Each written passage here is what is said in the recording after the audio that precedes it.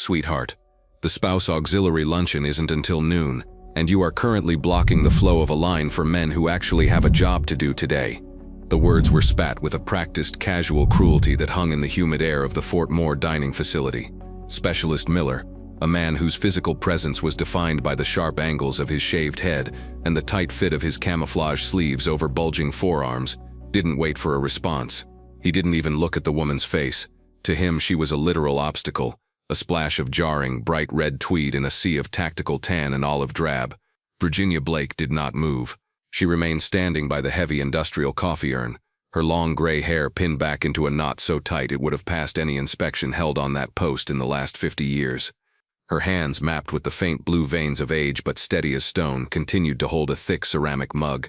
She didn't flinch when Miller's shoulder caught hers, a deliberate shove intended to force her out of the way.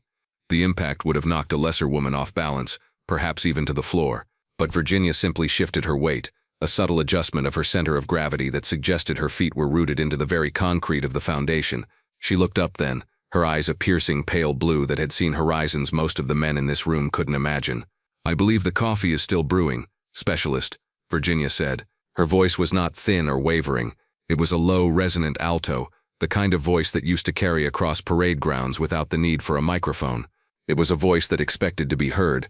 Miller let out a short, mocking laugh, glancing back at his friends who were trailing behind him in the line. They were all young, all wearing the tan berets of the 75th Ranger Regiment, and all carried that specific brand of invincibility that comes with youth and elite status. "Did you hear that?" Miller asked, turning back to Virginia with a grin that didn't reach his eyes. "Grandma thinks she's giving orders. Listen, ma'am, I know they probably told you at the retirement home that you could come visit the base and see the brave soldiers, but this is a combat mess. We have a training cycle starting in 20 minutes. You are literally wasting government time. Why don't you take your little red jacket and go find a nice bench outside? Or better yet, go find your grandson. I'm sure he's around here somewhere, probably sweeping a motor pool." Virginia didn't blink. She took a slow sip of the black coffee, the heat of the liquid barely registering. She looked at the ranger's chest, noting the lack of a combat patch on his right sleeve. She noted the pristine condition of his gear. "You're with the 3rd Battalion, I assume," she said quietly. "Based on your lack of a deployment patch and your rather unrefined manners, I'd wager you haven't been with the regiment long enough to have actually earned that beret in the eyes of the men who came before you." The air in the immediate vicinity of the coffee station grew cold. Miller's face flushed a deep, angry crimson, the color of his skin nearly matching Virginia's tweed jacket. His friends stopped laughing. The sound of clattering trays and low chatter in the rest of the chow hall seemed to dim as the tension spiked. "What did you just say to me?" Miller stepped closer, invading her personal space, using his height to try and intimidate her. He was 6 feet of lean muscle, and she was barely 5'5" in her sensible shoes. "You have no idea who you're talking to, lady. I am a United States Ranger. I don't take lip from civilians, especially not from some old woman who thinks she knows anything about this life because she watched a documentary on the History Channel." Virginia set her coffee mug down on the stainless steel counter with a soft clink. She didn't back away. She stood her ground, her posture so straight it looked as though a steel rod had been fused to her spine. "I know exactly who I am talking to, Specialist," she said, her voice dropping an octave, becoming something cold and dangerous. "I am talking to a soldier who has forgotten that the first word of the Ranger Creed is recognizing. Recognizing that I volunteered as a Ranger, fully knowing the hazards of my chosen profession. But you aren't recognizing much of anything today, are you? You aren't recognizing the environment, you aren't recognizing the people around you, and you certainly aren't recognizing the standards of the uniform you are currently disgracing with your arrogance." Miller's hand went to her arm, his fingers gripping the sleeve of her red jacket. He intended to lead her forcibly toward the exit, a move of pure, unchecked ego. "Get out. Now, before I call the MPs and have you escorted off this installation for harassing active duty personnel." At the far end of the dining hall, near the entrance to the staff NCO section, an older man stopped mid-stride. He was a command sergeant major, his hair a salt and pepper buzz cut, his face a roadmap of scars and sun damage from a dozen deployments. He had been reaching for a napkin when he heard the cadence of a voice he hadn't heard in nearly 20 years. CSM Robert Iron Henderson turned his head slowly. He saw the young specialist with his hand on the arm of the woman in the red jacket. He saw the arrogance on the boy's face, and he saw the stillness of the woman. Henderson felt a chill run down his back that had nothing to do with the air conditioning. He didn't yell, he didn't scream, he simply began to walk, Every step he took was heavy, purposeful, and as he moved, the soldiers in his path saw the look on his face and scrambled to get out of the way. It was the look of a man who was about to witness a car crash and knew he couldn't stop it, only count the bodies afterward. As Henderson approached, he pulled his phone from his pocket. He didn't call the MPs. He dialed a direct line to the regimental commander's office. "Sir, you need to get down to the 3rd Battalion DFAC immediately," Henderson said into the phone, his eyes never leaving the scene by the coffee urn. "No, sir, there isn't a fire. There's something much worse. We have a specialist who just laid hands on Virginia Blake." "Yes, sir, that Virginia Blake, in her red jacket. I'll keep the area secure until you arrive." Back at the coffee station, Miller was still trying to move Virginia, but she remained immovable. She looked down at his hand on her arm, then back up at his face. "I would advise you to remove your hand from my person, specialist," she said. "This is your final opportunity to maintain what little career you might have left." Miller laughed again, though it sounded forced now. The silence in the room was becoming oppressive. Others were starting to notice. "What career? You're a nobody. You're a guest. You're a Miller." The roar didn't come from Virginia. It came from CSM Henderson, who was now 10 feet away. The volume of the shout was so immense it caused several soldiers nearby to drop their forks. Specialist Miller froze. He recognized that voice. Every man in the 75th knew the voice of Iron Henderson. It was the voice that decided whether you stayed in the regiment or went back to the regular army in disgrace. Miller snapped his hand away from Virginia's arm and moved to a rigid position of attention, his heart suddenly hammering against his ribs like a trapped bird. "Command Sergeant Major." He barked, his eyes locked forward. Henderson didn't even look at Miller at first. He walked right past the specialist and stopped in front of Virginia. To the shock of every person in that room, to the absolute bone-deep horror of Specialist Miller, the Command Sergeant Major of the regiment, a man who bowed to no one, snapped his heels together and offered the sharpest, most respectful salute anyone had ever seen.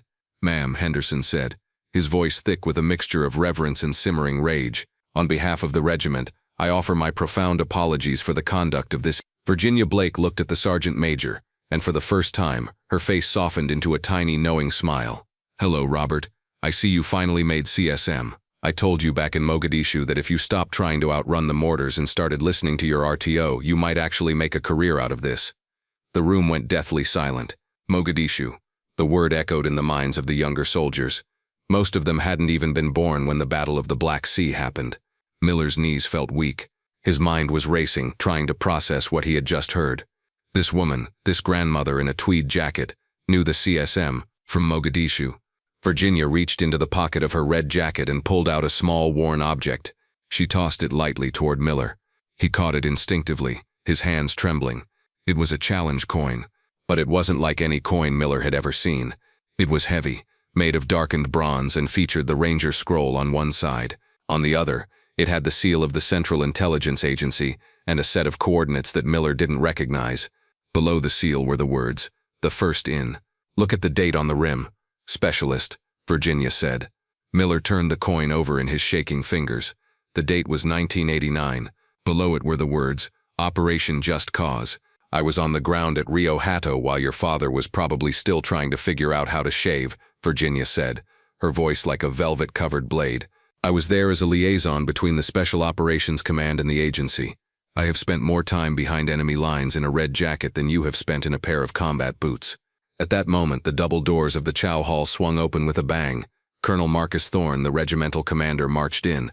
He was trailed by his executive officer and a pair of frantic-looking captains. Thorne's eyes scanned the room, landing instantly on the bright red jacket. He didn't go to his NCOs. He didn't go to his officers. He marched straight to Virginia Blake. "Colonel Blake," Thorne said, his voice echoing through the rafters. He came to attention and saluted. "We were expecting you at the headquarters building for the briefing. We didn't realize you'd arrived early." Virginia returned the salute, her hand cutting through the air with the precision of a master. "I wanted to see if the coffee had improved in 20 years, Marcus. It hasn't, and neither, it seems, has the humility of your junior enlisted." Thorne's gaze shifted to Specialist Miller. Miller looked as though he wanted the floor to open up and swallow him whole. He was still holding the coin. He was still standing at attention, but his entire body was vibrating with terror. Colonel Thorne looked at the coin in Miller's hand, then at the specialist's face. "Specialist Miller, do you know who this woman is?" "No, sir," Miller stammered. "This is Colonel Virginia Blake," Thorne said, his voice dangerously low. She was one of the first women to ever be attached to the 75th in a combat capacity. She is a recipient of the Distinguished Service Cross for her actions in Panama, where she saved the lives of an entire Ranger platoon after their transport was downed. She has served as a primary intelligence architect for every major special operations mission from the late 80s until her retirement 5 years ago. She has forgotten more about being a Ranger than you will ever know. Thorne stepped closer to Miller, his face inches from the young man's. "And you just shoved her because she was in your way for coffee?" "I didn't know, sir," Miller whispered. "That's the point, isn't it?" Virginia interrupted, stepping forward. She looked Miller in the eye, her expression not one of anger but of a weary, disappointed teacher. "You saw an old woman. You saw a civilian. You saw someone you deemed lesser than yourself because you wear a piece of felt on your head and a name tape on your chest. You assumed that because I didn't look like you, I couldn't possibly be part of your world." She took the coin back from his hand, her touch light but firm. "The standards of this regiment are not just about how many push-ups you can do or how fast you can run the 5-mile. Specialist," she continued. "They are about discipline. They are about the quiet professional. A true Ranger doesn't need to announce his presence by bullying civilians in a chow hall. A true Ranger is the one who is so confident in his lethality that he is the most polite person in the room." Virginia looked around at the entire dining facility. Hundreds of soldiers were watching, frozen in place. "I served when women officially weren't allowed in combat," she said, her voice carrying to the furthest corners. "I served when I had to be twice as good, twice as fast, and 10 times as tough just to be ignored. I earned my place in the shadows of this regiment through blood and silence. I didn't do it so that 30 years later a boy who hasn't even seen the dust of a landing zone could treat a woman with gray hair like she's an obstacle to his breakfast." She turned back to Colonel Thorne. "Marcus, I believe the specialist needs a reminder of what the word service means. Perhaps he should spend the next month assigned to the base Veterans Hospital. He can help the men and women who gave their limbs and their youth for this country, the ones who are also old and slow and in the way." Thorne nodded. "A brilliant suggestion, Colonel. Sergeant Major, see to it. Specialist Miller, you will report to the CSM's office at 0400 tomorrow. You are suspended from all jump status and training cycles until further notice. You will spend your days assisting the veterans at the medical center. And if I hear one word, one syllable of disrespect from you toward anyone, I will personally see to it that you are stripped of your scroll and sent to the most remote outpost the Army can find." Miller's voice was a ghost of itself. "Yes, sir." "Dismissed," Thorne barked. Miller and his friends vanished, moving with a speed they hadn't shown all morning. The rest of the chow hall slowly began to return to a semblance of normalcy, though the hushed whispers were now focused entirely on the woman in the red jacket. Virginia picked up her coffee again and took a long drink. It was cold now, but she didn't seem to mind. "I suppose we should get to that briefing, Marcus," she said. "I assume the intelligence reports from the Sahel are as messy as the ones I saw last week." Thorne smiled, stepping aside to let her lead the way. "They are, Virginia. We've been waiting for your take on them." As they walked toward the exit, they passed a table of young women, new recruits, some in the early stages of their training. They were staring at Virginia with wide, wondering eyes. They had seen the salute. They had heard the record of valor. Virginia stopped for a moment at their table. She looked at the youngest among them, a girl with short-cropped hair and a determined set to her jaw. "Keep your head up," Virginia said softly. "Don't let them tell you what you can't do, and never, ever let them make you feel small. Just make sure that when you finally get where you're going, you remember to be kind to the ones following behind you." The young soldier nodded, speechless.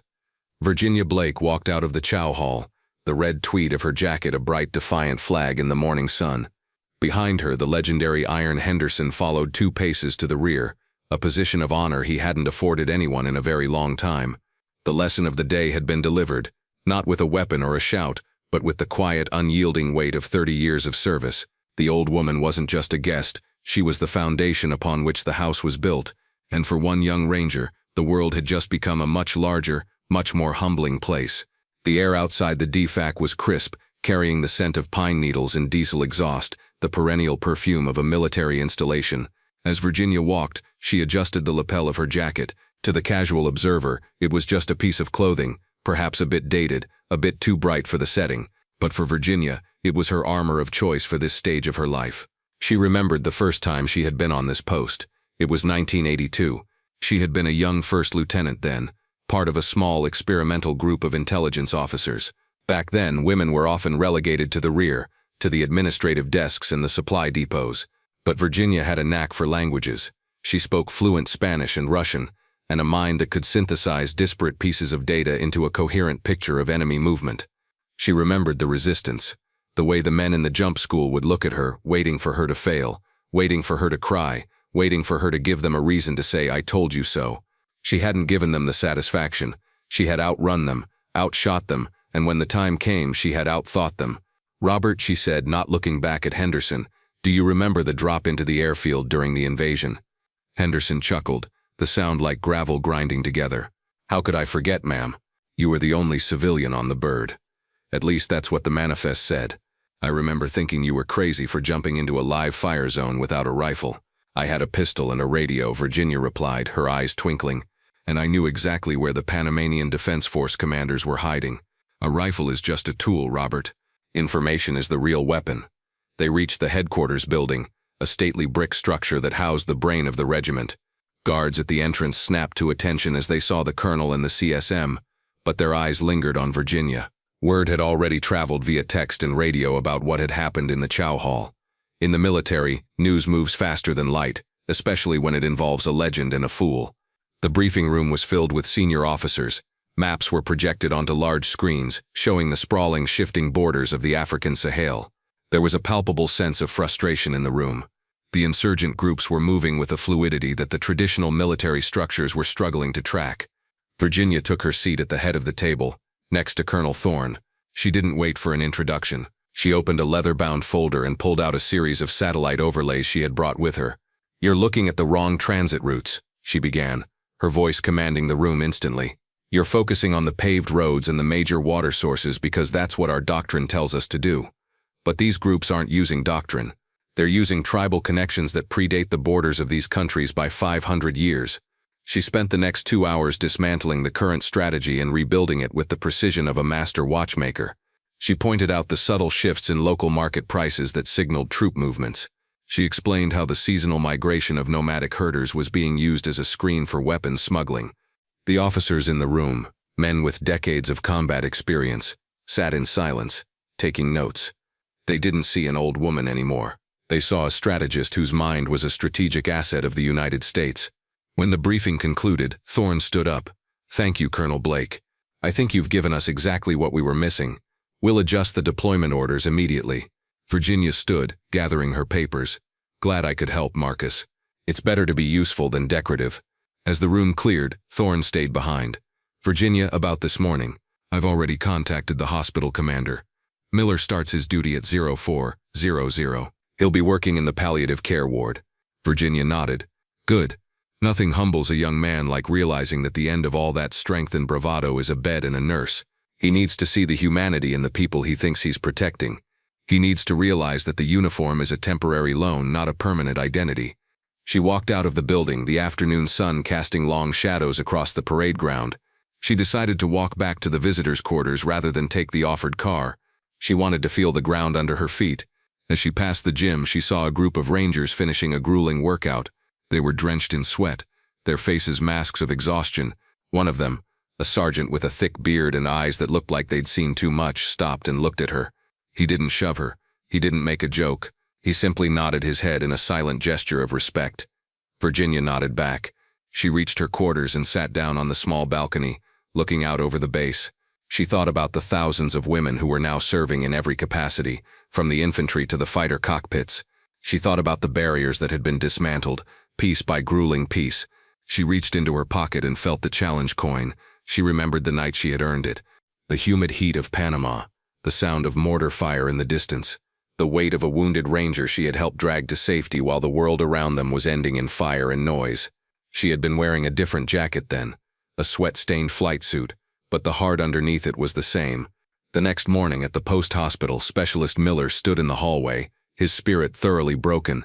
He had been assigned to help an elderly veteran, a man who had lost both legs in Vietnam and was now battling a failing heart. The veteran looked up at Miller, his eyes clouded with cataracts. "You're one of those Rangers, aren't you?" the old man asked, his voice a raspy whisper. "Yes, sir," Miller said, his voice unusually soft. The old man smiled. "My commander back in the day, she was a woman, intelligence officer, sharpest person I ever met. She saved my whole platoon during a botched extraction. Everyone said a woman couldn't handle the pressure. But when the bullets started flying, she was the only one who didn't blink. Miller felt a lump form in his throat. "What was her name, sir?" The old man shook his head. "Long time ago. Blake, I think. Or something like that. Always wore a red scarf back then. Said it helped her friends find her in the smoke." Miller looked out the window toward the headquarters building. He thought about the red tweed jacket. He thought about the way she hadn't moved when he pushed her. "I met her, sir," Miller said, his voice thick with a new kind of understanding. "She's still not blinking." Weeks passed, and the story of Virginia Blake and the specialist who forgot his manners became part of the local lore. It was told to every new class of rangers, a cautionary tale about the dangers of arrogance and the importance of recognizing the giants who walked among them in civilian clothes. Virginia returned to her quiet life in the Virginia countryside, tending her garden and writing her memoirs. But every once in a while a package would arrive at her door. Sometimes it was a unit patch from a group of soldiers who had used her intelligence to come home safe. Sometimes it was a simple note of thanks. And once a year later, she received a small handwritten letter from a Corporal Miller. He had finished his time at the hospital, and he had just been promoted. He was preparing for his first deployment to the Sahel. "Colonel Blake," the letter read, "I wanted to thank you. You didn't just put me in my place. You showed me what a real ranger looks like. I'm going over there now, and I'm taking your advice. I'm going to be the most polite person in the room, and I'm going to keep my eyes open for the people in red jackets. They might just be the ones who save my life." Virginia smiled, folding the letter and placing it in her desk drawer. She looked at her red tweed jacket hanging on the coat rack. It was a little frayed at the sleeves, a little worn at the collar, but it was still ready for service. The legacy of a soldier isn't found in the medals they keep in a box or the rank they once held. It's found in the ripples they leave behind, the lessons taught, the lives saved, and the standard they set for those who follow. Virginia Blake, the woman in the red jacket, had left a tidal wave. Months later, the Sahel operation was hailed as one of the most successful and bloodless deployments in recent history. The insurgents, deprived of their traditional smuggling routes and tribal support, had been forced to the negotiating table. The strategy, built on the foundations of Virginia's intelligence, had worked perfectly. In a small village in Niger, Corporal Miller stood guard outside a meeting between local elders and the regimental commander. He moved with a quiet, efficient grace, his eyes constantly scanning the perimeter. An old woman dressed in vibrant local fabrics and carrying a heavy basket of grain approached the checkpoint. One of the newer soldiers started to move forward, his hand on his rifle, his voice rising in an impatient command for her to stop. Miller stepped forward, placing a hand on the younger soldier's shoulder. "Steady," he said. He walked toward the woman, his posture relaxed but alert. He smiled, offering a respectful nod in the local fashion. He didn't see an obstacle. He didn't see someone who was in the way. He saw someone who belonged there, someone who deserved his respect. He helped her with the basket, moving it aside so she could pass safely and comfortably. She looked at him, her eyes wise and knowing, and offered a small, toothless smile. Miller watched her go, then returned to his post. He reached into his pocket and felt the small, darkened bronze coin he had been given by a certain CSM before he deployed. It was a replica of the one Virginia had carried, the first in. He wasn't just a ranger because he wore the beret. He was a ranger because he finally understood what the word meant. It meant being the first to serve, the first to sacrifice, and the first to recognize the value of every human being he encountered. Back in the States, Virginia Blake sat on her porch as the sun began to set. She held a glass of iced tea, the ice clinking softly against the glass. She looked out at the rolling hills, the same hills where she had trained so many years ago. She was old, her hair was gray, her pace was slower, but she was Virginia Blake, and in the heart of the 75th Ranger Regiment, she would always be a legend. She stood up, pulling her red tweed jacket tighter against the evening chill. There was a meeting of the local Veterans Auxiliary the next day, and she had promised to help a young woman who had just returned from overseas navigate the complexities of the VA system. The mission never really ends, it just changes shape. And as long as there were standards to maintain and people to protect, Virginia Blake would be there, standing her ground, unmoving and unfazed, a splash of brilliant, defiant red against the fading light of the day. The Chow Hall at Fort Moore remained as busy as ever. New specialists came, and old ones moved on. But there was a new addition to the wall near the entrance, right next to the portraits of the Medal of Honor recipients. It was a framed photo of a woman in a red tweed jacket, standing next to a command sergeant major and a regimental commander. Below it was a simple plaque, Colonel Virginia Blake, Ranger, Patriot, a reminder that the standard is excellence, regardless of the uniform. Underneath the plaque, someone had left a small ceramic coffee mug, always kept clean, always ready. A silent tribute to the woman who had reminded a regiment that the most dangerous weapon in the world is a quiet professional who refuses to be moved. And somewhere in the Sahel, a young corporal named Miller made sure that every person he met was treated with the dignity they deserved. Forever changed by the day he tried to push an old woman and found himself moved by a mountain. The red jacket was more than just tweed and thread. It was a symbol of a generation of women who had fought 2 wars, one against the enemies of their country, and one against the prejudices of their own side. Virginia had won both. She took a final sip of her tea and went inside, closing the door softly behind her. The house was quiet, but it wasn't empty. It was filled with the memories of a life lived at the edge of history, and the satisfaction of knowing that the future was in good hands, as long as those hands remembered to be kind. The sun disappeared behind the trees, leaving only a faint red glow on the horizon. It looked a lot like the color of her favorite jacket, a color of warning, a color of courage, a color that would never, ever fade. If you ever find yourself at the 3rd Battalion Chow Hall, look at the wall, look at the photo, and if you see an older woman in a bright red jacket waiting for her coffee, do yourself a favor. Step aside, offer a smile, and if you're lucky, she might just tell you a story about what it really means to be a hero. But whatever you do, don't push her, because Virginia Blake doesn't move. She just waits for the world to catch up to her. The moral of her story was simple, one she often shared with the young women she mentored. Your value is not determined by the perception of those who lack the vision to see you. It is determined by the depth of your character and the strength of your resolve. As she closed her eyes that night, her last thought was of the young men and women currently in harm's way. She sent a silent prayer for their safety and for their wisdom. She knew they were capable of greatness. She had seen it, she had lived it, and she knew that as long as the standards were held high and applied fairly, the regiment would always be ready. The woman in the red jacket slept soundly, her duty done, her legacy secure, and her spirit forever a part of the long, proud line of those who chose valor over comfort. In the end, it wasn't the rank that mattered, nor the medals, nor the fame.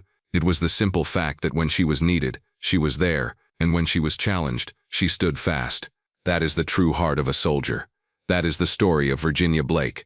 May we all have the courage to wear our own red jackets with such grace and such unyielding strength. For the veterans who paved the way and the ones who walk it now, we remember, we honor, and we salute. Always lead the way. The following week, a new group of recruits arrived at Fort Moore. They were tired, nervous, and hungry. As they filed into the Chow Hall, they saw the photo on the wall. "What's that?" one of them whispered to his neighbor. The neighbor, a young woman with a sharp gaze, looked at the photo of Virginia Blake and then at the plaque. "That," she said, a small smile playing on her lips. "That's the woman who taught the Rangers how to be Rangers." And as they moved through the line, they were careful to be polite to everyone they met. Because you never know who is wearing a red jacket under their civilian skin. You never know when you're standing in the presence of a legend. And in that Chow Hall, the coffee finally started to taste a little bit better.